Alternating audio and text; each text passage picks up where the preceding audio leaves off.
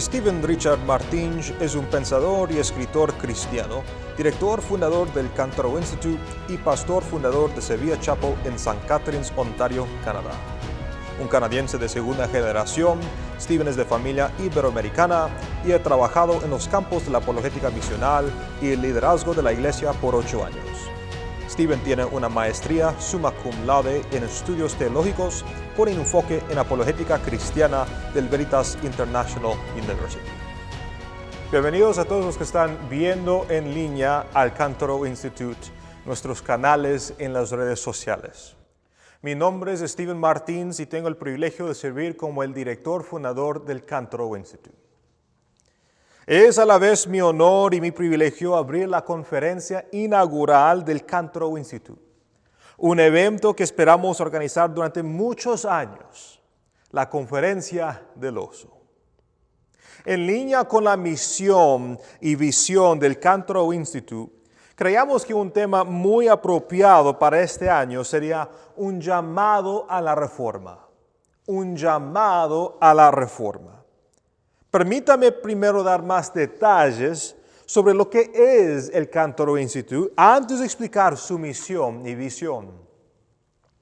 El Cantor Institute es una organización evangélica confesional que busca hacer dos cosas: recuperar las riquezas del protestantismo español para la renovación y edificación de la iglesia contemporánea y avanzar la filosofía cristiana de la vida integral para la reforma religiosa del mundo occidental y iberoamericano. Desde nuestra fundación en 2020, tal vez ya ha sido evidente a través de nuestros recursos publicados y en línea, particularmente en nuestro sitio web, que esta es la misión del instituto. Hemos publicado otras obras sobre la Reforma Protestante española, tal como hemos publicado sobre asuntos de la apologética cristiana y la teología bíblica. La mayoría de las publicaciones impresas aún no han sido traducidas y publicadas en el mercado español, pero esperamos hacerlo este año bien pronto en asociación con Editorial Clear, una organización editorial reformada con sede en San José, Costa Rica. De hecho, nuestro primer libro que va a salir con Clear se trata de San Atanasio y su apologética acerca de la cristología. Como instituto, todavía estamos en nuestra infancia. Y la verdad es que no esperamos alcanzar algún estatus de grandeza de la noche a la mañana. Eso no es nuestro objetivo ni nuestro motivo. Nosotros, como instituto, existimos para satisfacer una necesidad particular, para responder a un desafío particular. Y dado donde estamos geográficamente, en el sureste de Ontario, este desafío se ve diferente en el mundo inglés en comparación con el mundo de habla hispana. ¿Cuál es la mejor manera de explicar esto? La Reforma Protestante del siglo XVI se llevó a cabo mediante la recuperación de la bondad, la belleza y la libertad del Evangelio, mientras la Iglesia trataba diligentemente de reformarse conforme a la palabra reveladora de Dios. Este evangelio, esta buena noticia, la palabra griega evangel, se refiere a la obra restauradora de Dios en la creación a través de su Hijo Jesucristo, comenzando por el corazón humano y desbordándose en todos los aspectos culturales y creacionales.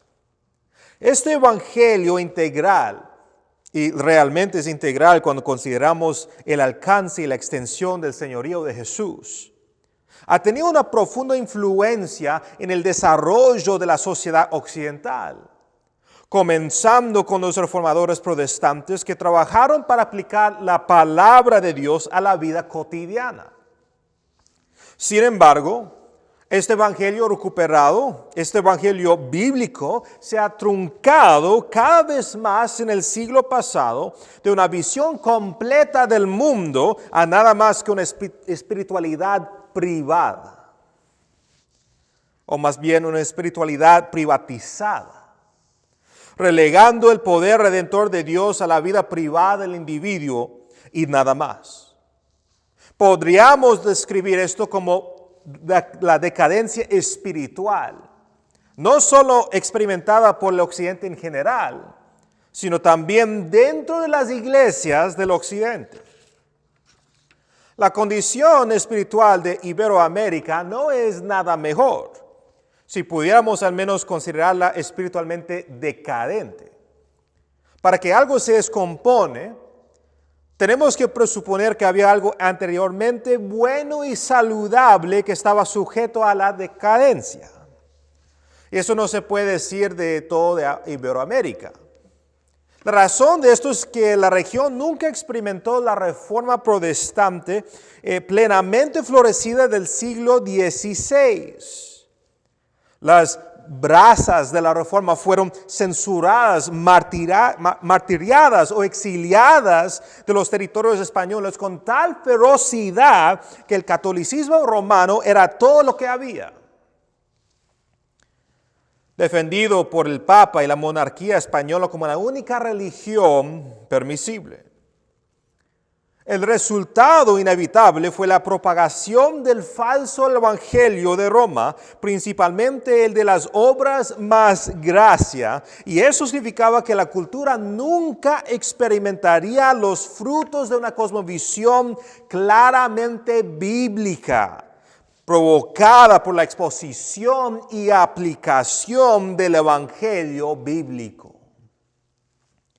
Dado el dualismo escolástico del catolicismo romano, que considera algunas cosas como sagradas, la esfera de la gracia, y otras como neutrales, la esfera de la naturaleza, piensen en los escritos de las Escrituras como sagradas, como un ejemplo, y las filosofías apóstatas paganas de los griegos como neutrales, y que la gracia de alguna manera perfecciona la naturaleza. La mayoría del pueblo iberoamericano ha caído presa al sincretismo religioso, incluyendo gran parte de la iglesia protestante hoy en día.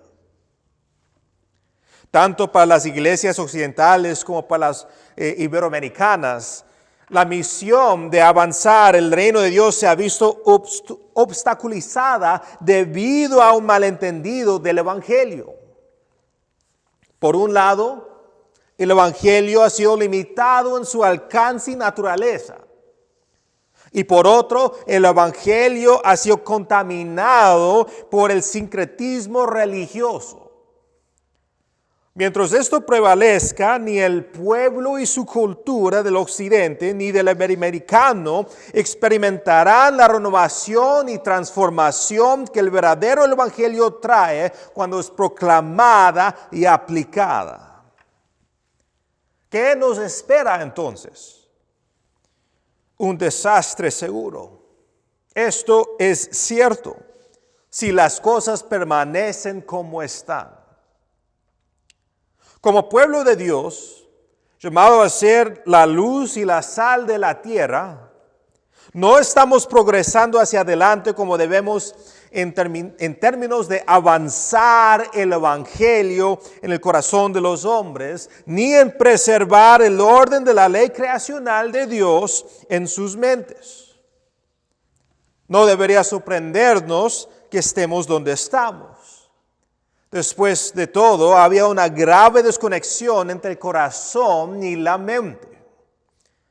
Y no quiero decir en un sentido anatómico, sino más bien que, aunque ciertamente hay un compromiso genuino del corazón a Jesús y su señorío entre su pueblo, todavía hay mucha ignorancia, incluso hoy en día, en respecto a cómo nuestro pensamiento debe ser sujeto a su señorío.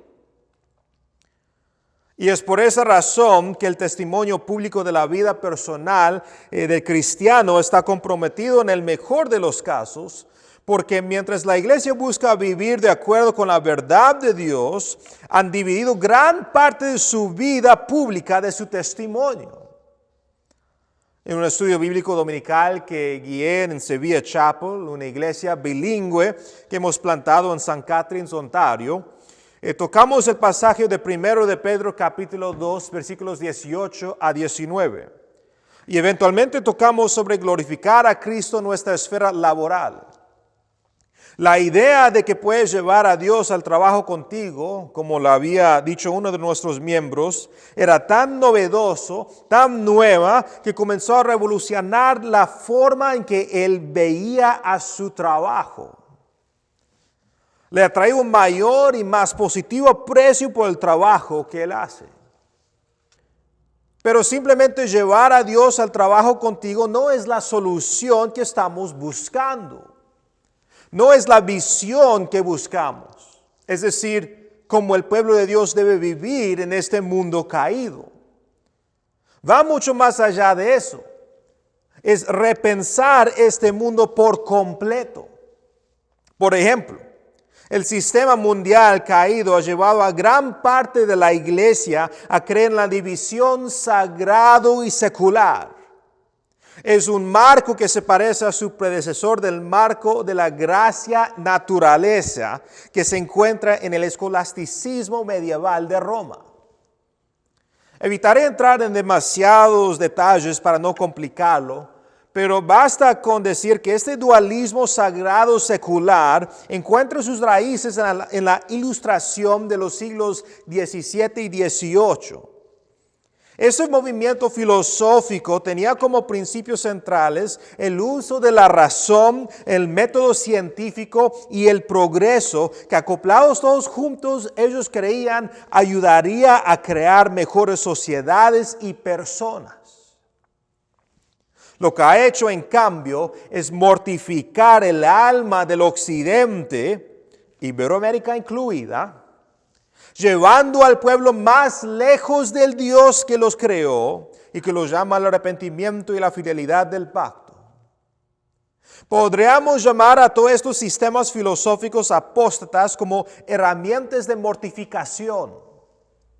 Y esto no debe confundirse con Romanos capítulo 8, versículo 13, que dice, porque si vivís conforme a la carne, moriréis, mas si por el Espíritu hacéis morir las obras de la carne, viviréis. Mientras que la palabra de Dios nos instruye hacia la mortificación de la carne, que es poner a la muerte los hechos de nuestra naturaleza pecaminosa, el mundo y sus filosofías paganas adoctrinan al hombre en la mortificación del espíritu, poniendo a la muerte cualquier pensamiento y obra que haga referencia directa al verdadero Dios, nuestro Creador. Y a reemplazar a Dios por el hombre creado, han allanado su camino a la ruina. El resultado inevitable de los zombies espirituales que somos fuera de Cristo. Espiritualmente muertos con cuerpos vivos y animados. Volviendo a mi punto, si nuestro sistema mundial ha establecido entonces la división sagrado-secular con un éxito tan extendido que solo parece natural para cada persona, incluso aquellos entre la congregación de Dios, entonces necesitamos romper con el molde de este mundo para ver y interpretar este mundo correctamente de acuerdo con la interpretación escritural de Dios. A diferencia de la división sagrado-secular desarrollada en las mentes caídas y depravadas de los hombres, la Biblia nos enseña con tal sinceridad y sin disculpas que todas las cosas en este mundo son sagradas y que toda interacción creacional entre el hombre y la creación debe ser sagrada. Ahora, ciertamente podemos decir que esto no es el mundo que vemos ante nosotros.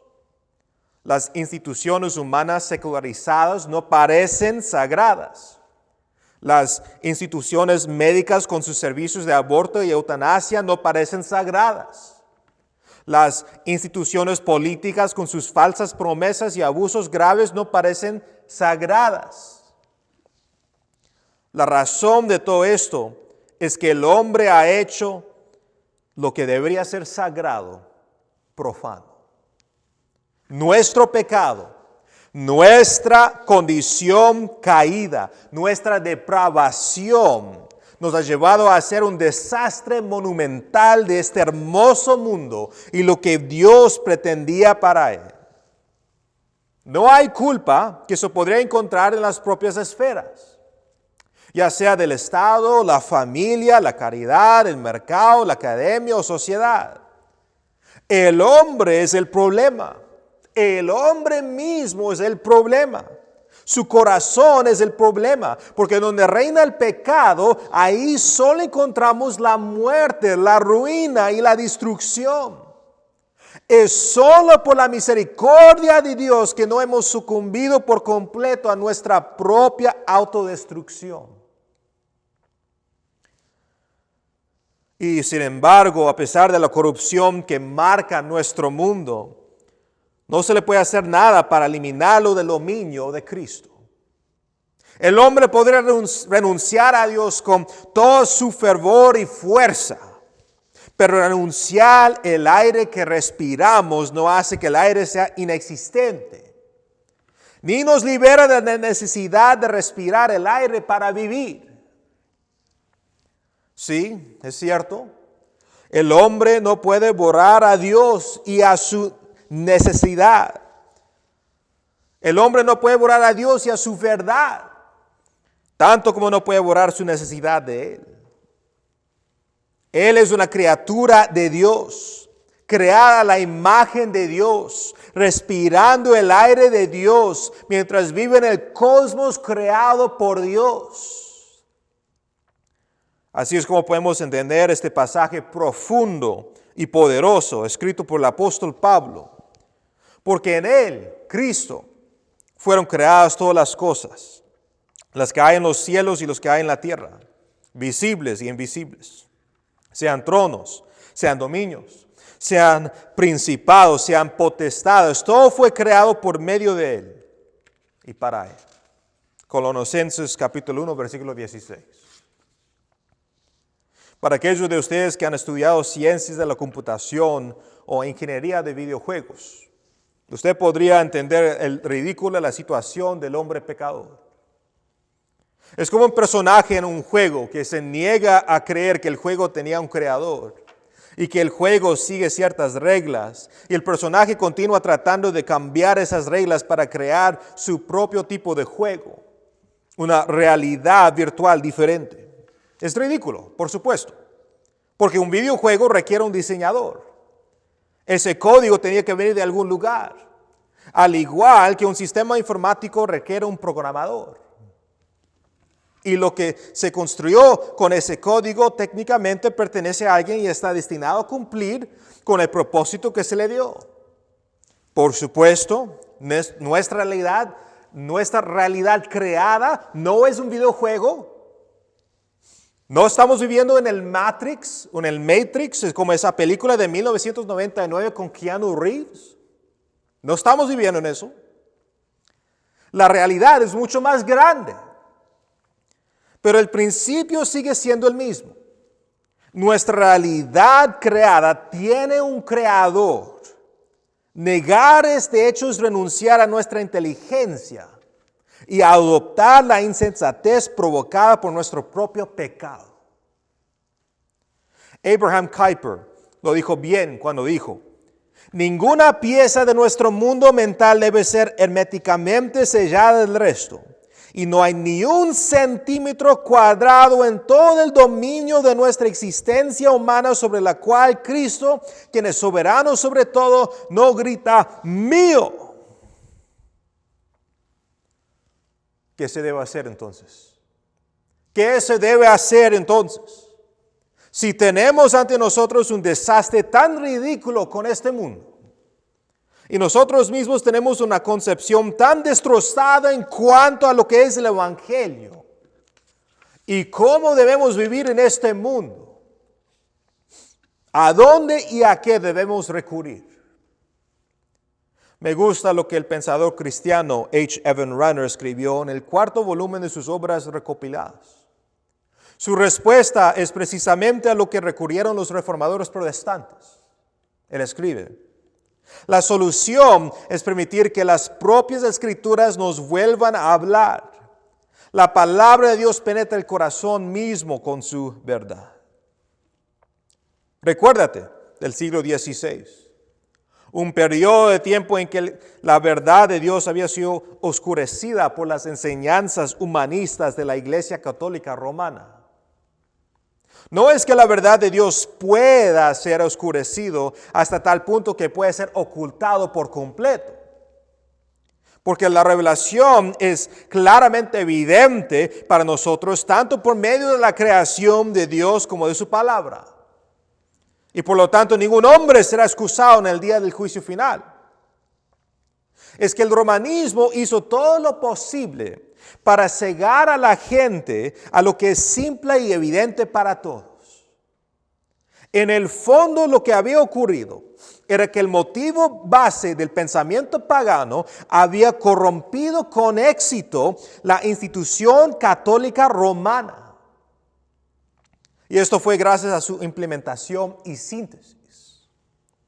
El mismo momento, cual puede ser remontada a los patrísticos, los padres de la iglesia temprana, que la filosofía griega fue considerada como igual a las escrituras, a la verdad divina, se abrió una puerta para el motivo subyacente de todo pensamiento apóstata. Este es el motivo que encontramos en el tercer capítulo de Génesis.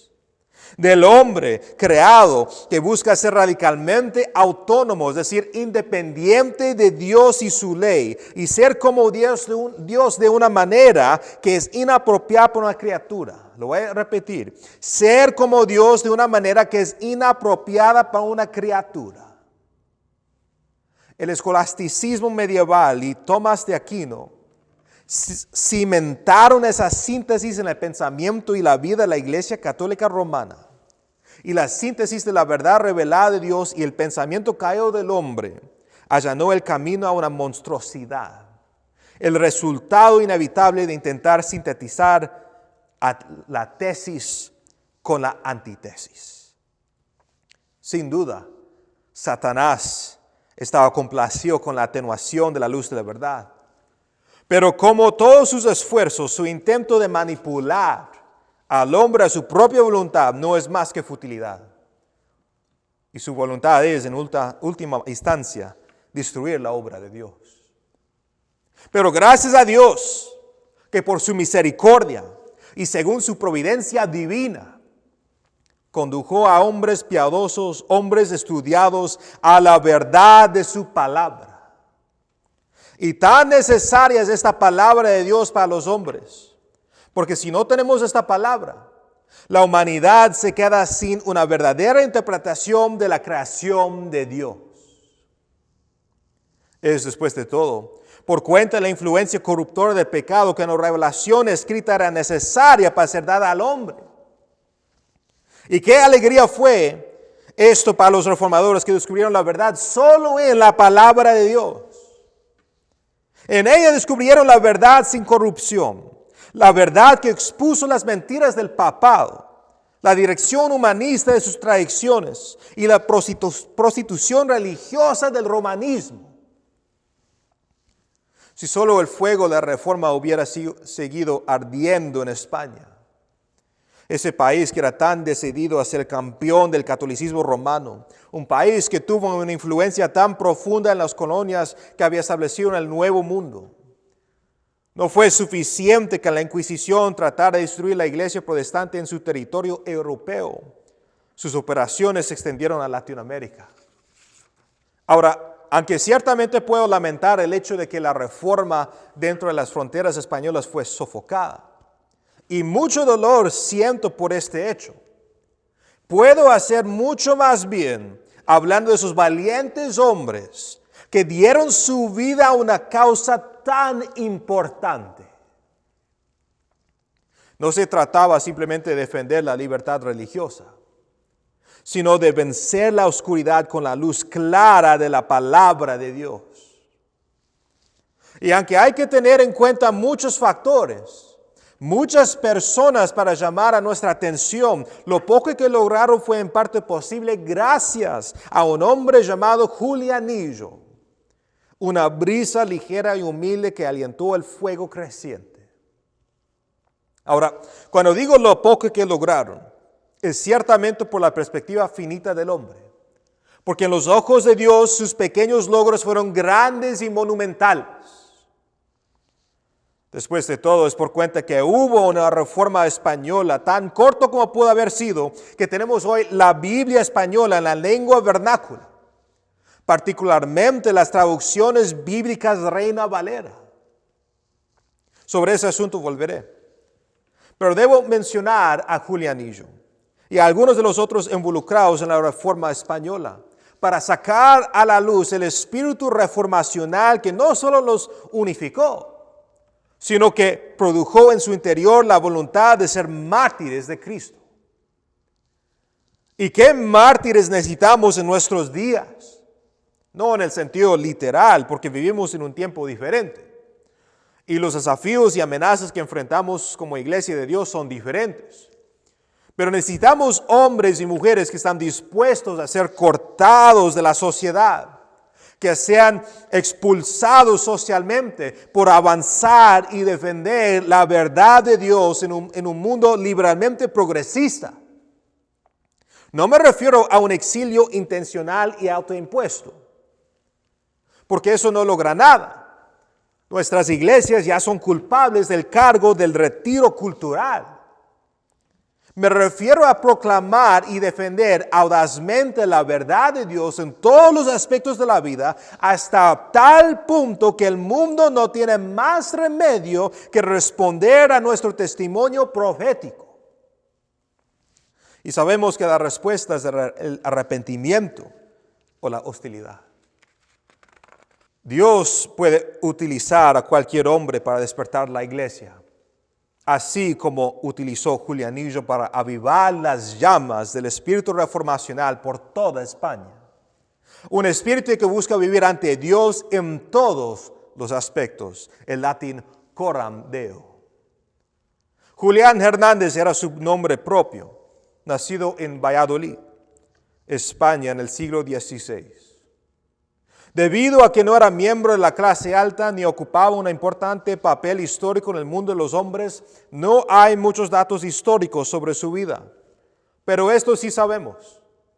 Mientras Julianillo nació en España, él se crió en Alemania. Aprendió a trabajar en la industria de la impresión como cajista de imprenta, y esto le permitió viajar a varias partes de Europa donde aprendería, estudiaría y adoptaría las enseñanzas de los reformadores protestantes. Entre los años 1550 a 1559, logró introducir de contrabando en España 2 barriles llenos de traducciones españolas del Nuevo Testamento de Juan Pérez de Pineda. Esto a menudo corría un gran riesgo a su vida. Aunque el papel de Julianillo en la historia se considera poco importante, según las costumbres del mundo de los hombres, su papel en la vida de la iglesia fue crucial, ya que sin su contribución a la misión habría habido muy poco impulso en los centros protestantes de Sevilla y Valladolid.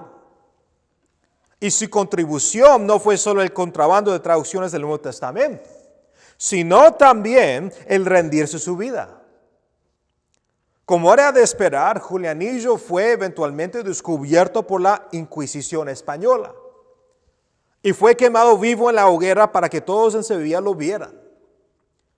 Pero debo mencionar que él no se fue silencioso de este mundo. Él no se apartó de una manera callada. No se presentó como una cosa débil y frágil. Aunque sus huesos habían sido dislocados y su cuerpo había sufrido una gran tortura, su espíritu fue fortalecido por Dios mientras era llevado a la hoguera, cantando en voz alta para que todos los escuchan: Vencidos van los frailes, vencidos van. Corridos van los lobos, corridos van. Otro reformador viene a la mente. Constantino Ponce de la Fuente. A diferencia de Julianillo, Constantino fue una figura notable dada su prestigiosa posición. Nacido en la provincia de Cuenca y después de recibir una educación teológica en la Universidad de Alcalá, sirvió como el predicador principal en la Catedral de Sevilla. Era en gran parte popular entre la gente y fue honrado por sus muchos escritos. Aunque Constantino hizo lo que pudo para defender una imagen católica de sí mismo, había adoptado las convicciones de la fe protestante. Y al convertirse en protestante, hizo su misión de instruir a la gente en la verdad bíblica a través de sus sermones y sus escritos, sin mencionar a Lutero, sin mencionar a los protestantes o a ninguna etiqueta en particular que pudiera incriminarlo. En medio de sus diversos escritos, sus más populares fueron la confesión de un pecador y la suma de doctrina cristiana. Y más tarde descubriremos que sus enseñanzas y escritos iban mucho más allá de Sevilla y hacia la misión mesoamericana, donde, por ejemplo, a las nahuas y zacatecas de México se les enseñaban los fundamentos de la fe cristiana. Lo que Constantino intentó fue reformar la iglesia desde dentro. Y él creía que nada más que la palabra de Dios podía reformar la iglesia, porque solo la palabra de Dios podía cambiar corazones y vidas. Desafortunadamente, al igual que Julianillo y otros protestantes, Constantino fue descubierto. La Inquisición había adquirido escritos secretos suyos que eran explícitamente luteranos o protestantes. Y eso era suficiente para condenarlo.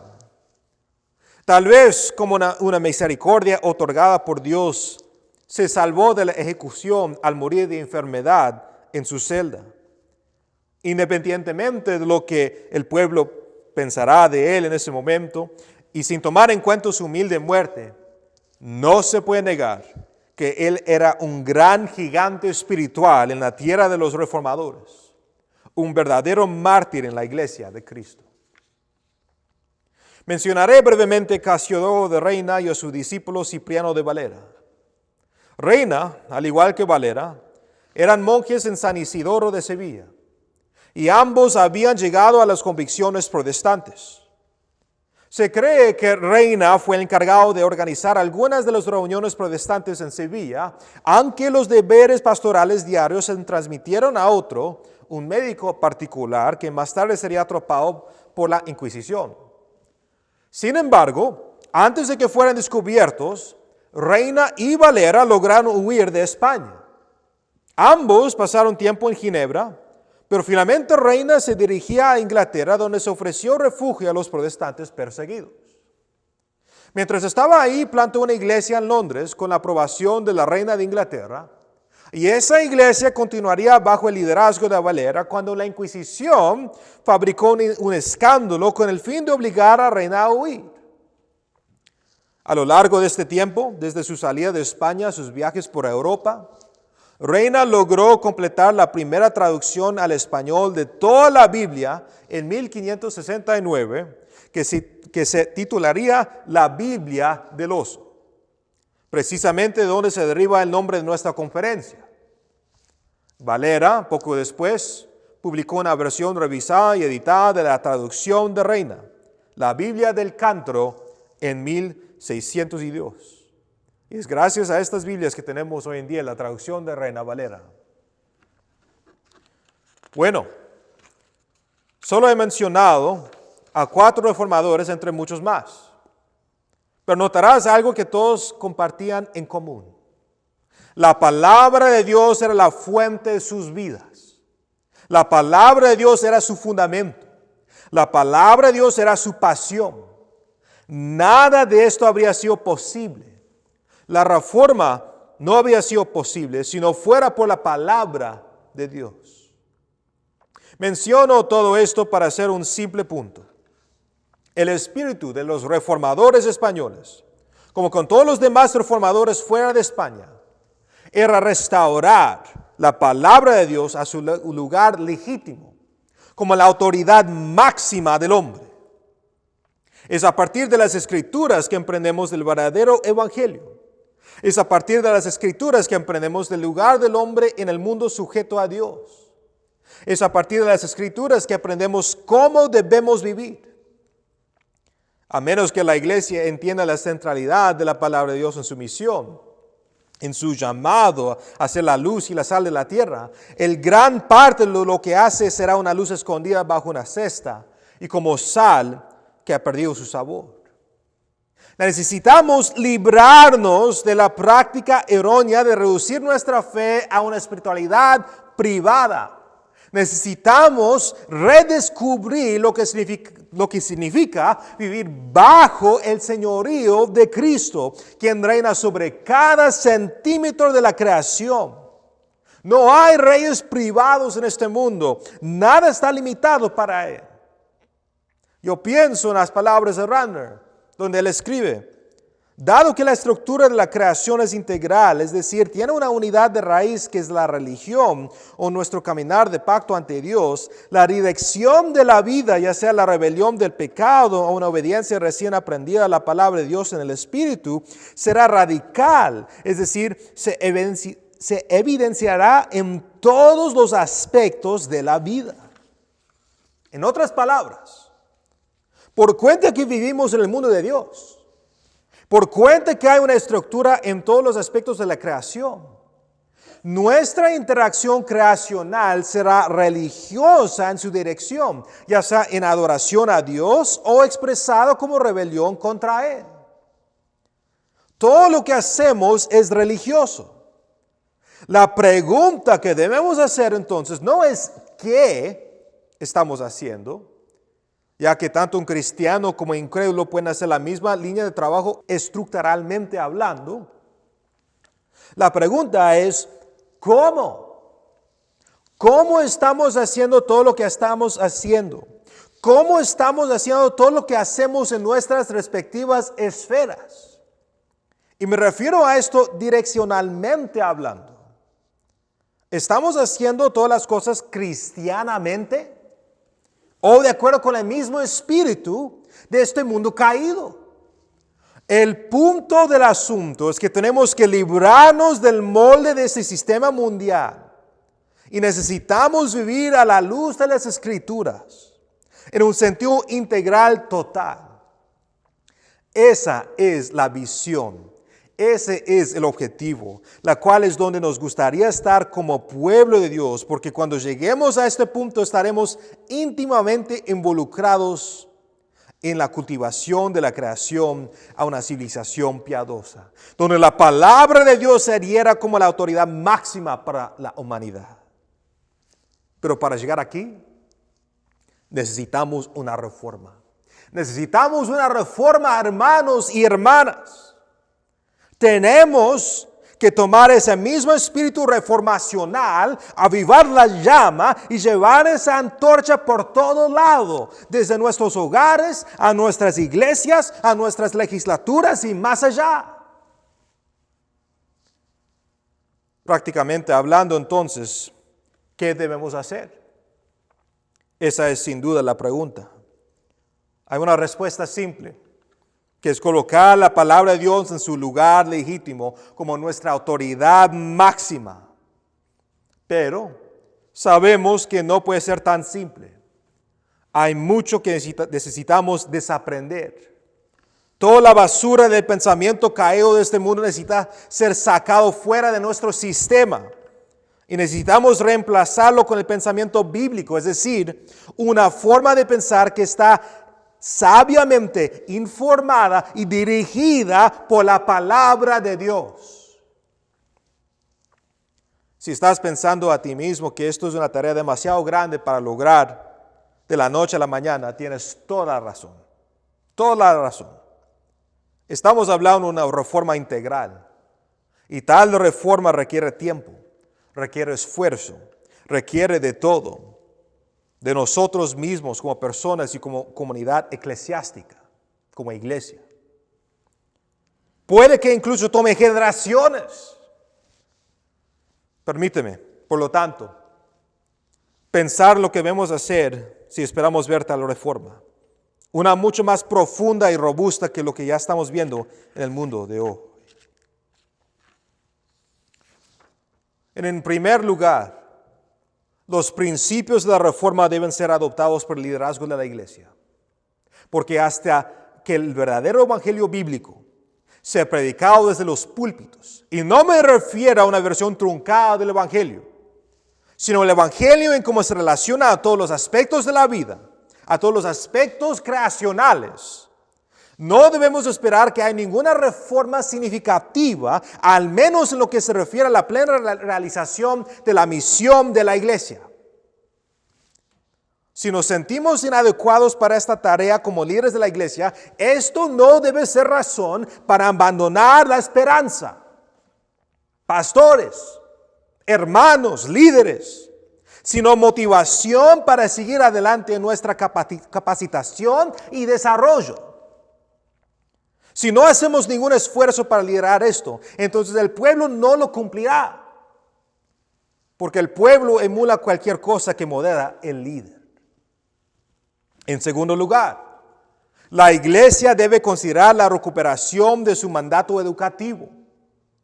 En referencia al discipulado, tenemos la idea errónea de que nuestra tarea es simplemente educar a nuestros miembros en las doctrinas básicas de nuestra fe. Pero este es solo el primer paso de muchos.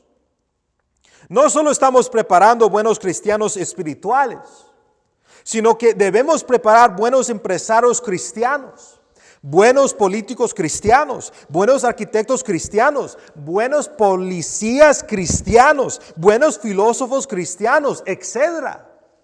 Tenemos que dejar de limitarnos únicamente a las disciplinas teológicas y tomar en serio lo que significa tener una cosmovisión y la necesidad absoluta de una cosmovisión bíblica.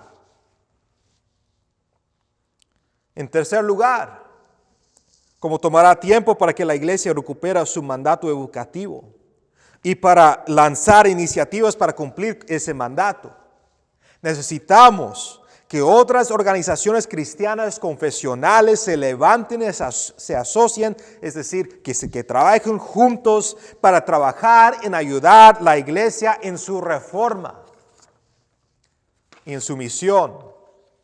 Incluso si el Cantorow Institute llegará a ser tan grande como muchas de las organizaciones de hoy en día, ya sea Leganir, ya sea Respuestas en Génesis o cualquier otra, todavía seríamos un pez pequeño delante de la vasta necesidad que enfrenta la iglesia hoy en día. Hay una gran necesidad. Una organización no es suficiente. Tenemos que trabajar juntos. Y tenemos que estar siempre reformando, siempre reformando. Puedo reconocer el hecho de que no he proporcionado una solución rápida, porque no hay una. Pero puedo decir con certeza que al menos hemos iniciado la conversación. Y espero que las otras sesiones de esta conferencia profundizarán esa conversación e inculcan en nosotros una respuesta a la acción, porque hay un llamado ante nosotros, un llamado a la reforma, un llamado a la reforma. Pastores, líderes, hermanos, hermanas, hay un llamado a la reforma. Que Dios nos encuentre fieles en nuestra respuesta a la gran necesidad que se enfrenta la iglesia hoy en día. Soli Deo Gloria. Bendiciones a todos ustedes. El Cantorow Institute es una organización cristiana evangélica confesional, la cual busca recuperar las riquezas del protestantismo español para la renovación y edificación de la iglesia contemporánea y promover la filosofía cristiana de la vida para la reforma religiosa del occidente y el mundo iberoamericano. La reforma protestante del siglo XVI fue producto de recuperar la bondad, la belleza y la libertad del Evangelio, mientras la iglesia buscaba reformarse según la palabra de Dios. El Evangelio es la buena nueva de la obra restauradora de Dios en la creación a través de su Hijo Jesucristo. comenzando con el corazón humano y rebosando a todo aspecto cultural y creacional. Este evangelio integral ha tenido una profunda influencia en el desarrollo de la sociedad occidental, comenzando con los reformadores protestantes que se esforzaron por aplicar la palabra de Dios a la vida cotidiana. Sin embargo, recientemente, este evangelio bíblico ha sido truncado de una cosmovisión integral a nada más que una espiritualidad privatizada, relegando el poder redentor de Dios únicamente a la vida privada del individuo. En el caso de Iberoamérica, la región nunca experimentó el pleno florecimiento de la Reforma protestante del siglo XVI. Las brasas de la Reforma fueron censuradas, martirizadas o exiliadas de los territorios españoles, mientras que el catolicismo romano fue establecido como la única religión permisible. El resultado fue la propagación del falso evangelio de Roma, principalmente de obras más gracia, y por lo tanto, la cultura nunca experimentó los frutos de una cosmovisión claramente cristiana, producida por la exposición y aplicación del evangelio bíblico. Dado el dualismo escolástico del catolicismo romano, que considera que algunas cosas son sagradas, la esfera de la gracia, y otras neutrales, la esfera de la naturaleza, y que la esfera de la gracia perfecciona la esfera de la naturaleza, la mayoría de los iberoamericanos han sido víctimas del sincretismo religioso, incluyendo una gran parte de la iglesia protestante actual. Nosotros creemos que a medida que la iglesia cristiana regresa a la fuente de las Escrituras como su última autoridad para todo conocimiento y vida, y sabiamente aplica la verdad de Dios a cada aspecto de la vida, su actividad misiológica resultará no solo en la renovación de la persona humana, sino también en la reforma de la cultura.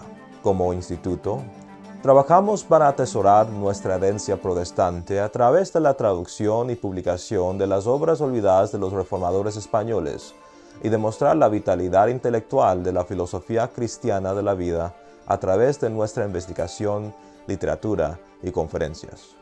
Trabajamos para informar a la Iglesia sobre la relevancia y amplitud del Evangelio, para equipar a los santos en su mandato misional a través de la organización de eventos educativos, la traducción y publicación de recursos reformacionales del español al inglés y viceversa, y el desarrollo de recursos educativos únicos en línea. Trabajamos para animar e inspirar el pueblo de Dios a explorar las profundidades de la palabra de Dios y sus diversas aplicaciones para atesorar la verdad, la belleza y la libertad del Evangelio para toda la vida, para que al desarrollar una cosmovisión bíblica consistente, sus esfuerzos para avanzar y preservar la filosofía cristiana de la vida resulten en la reforma religiosa y cultural del mundo occidental y iberoamericano y más allá. ¿Por qué el nombre Cántaro Institute? Había un cántaro en la portada de la traducción al español de la Biblia de Cipriano de Valera publicada en 1602, la Biblia del Cántaro, la cual era una revisión de la primera traducción al español hecho de Casio de Reina en 1569, la Biblia del Oso. La imagen de la portada se deriva de 1 Corintios capítulo 3, versículos 6 a 8, en la cual dos hombres cuidan un árbol que simboliza la vida del cristiano. Uno planta el árbol sobre una base firme que simboliza la palabra de Dios, mientras que el otro lo riega con el cántaro, la palabra viva de Dios. Pero el crecimiento de la persona es exclusivamente obra de Dios. Se enfatiza la centralidad de la Biblia para toda la vida y pensamiento, colocando el texto de Isaías capítulo 40, versículo 8, debajo de la imagen, que dice: la palabra del Dios nuestro permanece para siempre. El Cántaro Institute rinde homenaje a la visión bíblica y al espíritu de Reina, Valera y los demás reformadores españoles.